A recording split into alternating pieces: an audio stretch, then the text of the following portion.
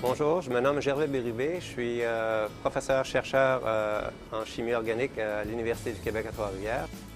Après avoir fait les études secondaires, bien entendu, je suis allé faire cégep et universitaire. Et puis j'ai obtenu mon baccalauréat en chimie générale. J'ai poursuivi au niveau du doctorat à l'Université de Sherbrooke.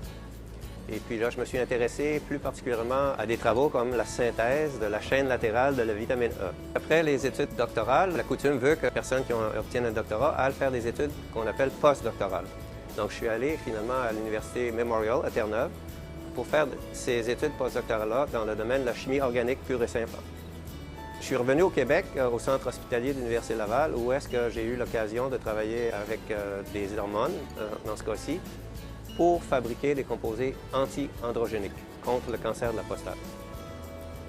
Et puis un troisième stage postdoctoral que j'ai fait, je me suis retrouvé à l'école de médecine à l'Université Memorial à Terre-Neuve, où est-ce que j'ai travaillé avec une drogue naturelle, la doxorubicine, et j'ai lié cette drogue-là à un anticorps. C'est encore du ciblage thérapeutique que je faisais à ce moment-là et je me suis lentement mais sûrement intéressé à la chimie médicinale. D'ailleurs, c'est pour ça que maintenant, je travaille au développement de nouveaux médicaments anticancéreux. Mon premier emploi a été au troisième étage de l'Université Memorial à Terre-Neuve, à l'école de pharmacie. Donc, où est-ce que j'avais comme rôle d'enseigner la chimie médicinale. Et puis, à la suite de ça, j'ai travaillé là-bas 3 années. J'ai eu l'occasion d'obtenir un poste à l'Université du Québec à Trois-Rivières, que je suis toujours ici. Et encore une fois, dans le but finalement de travailler dans le domaine du cancer.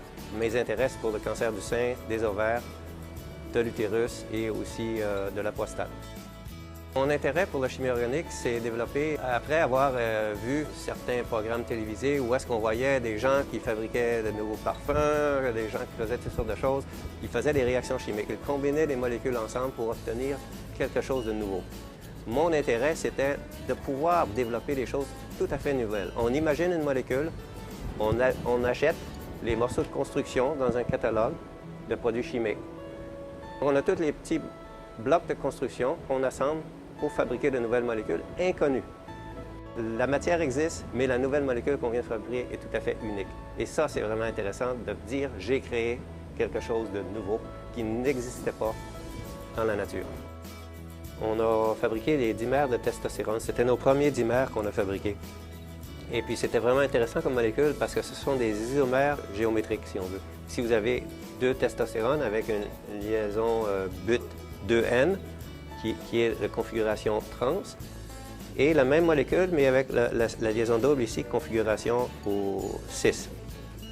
Donc, l'isomère 6, l'isomère trans.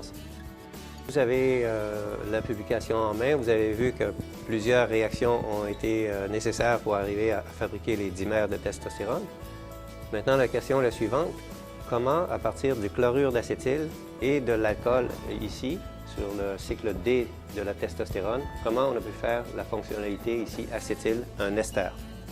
Quel est le mécanisme de cette réaction-là en présence de chlorure d'acétyl, de pyridine à reflux? Conclure, si la chimie vous intéresse, travaillez fort parce que le succès, c'est maintenant que vous construisez. Et puis avec des bonnes études, des bons résultats, vous allez avoir des jobs qui vont vraiment vous satisfaire et vous allez pouvoir faire des choses vraiment extraordinaires.